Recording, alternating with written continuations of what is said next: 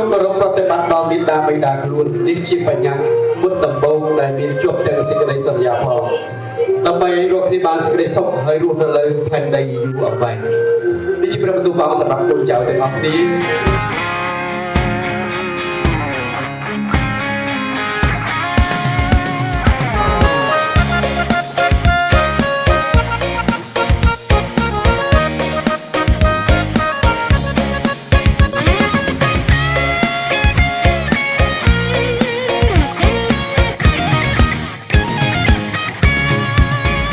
ចូលចេញទៅ